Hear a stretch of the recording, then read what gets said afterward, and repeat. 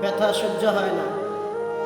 যতটা আঘাতপ্রাপ্ত হয়েছে সহজাতিদের কাছ থেকে, দুশ্মনরাও ততটা নির্দয়ভাবে আঘাত দিতে পারে নাই।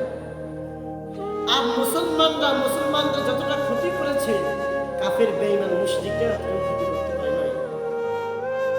অথচ কিসের কথা বলি? জাতির ঈমান ও আমলের হেফাজতের কথা বলি। আমরা তো তোমাদের ঈমান ও আমলের হেফাজতের কথা বলি, আর তোমরা আমাদের বিরোধিতা করো। আমরা তো তোমাদের ঈমান ও আমলের হেফাজতের পাহারাদারি করি, আর তোমরা কি করো? আমাদের বিরুদ্ধে টর্চার করো।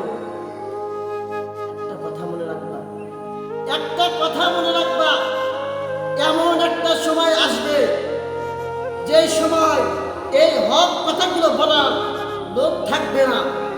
সেই সময় তোমাদেরকে হাত পা বেঁধে তোমাদেরকে মারধর করা হবে, তোমরা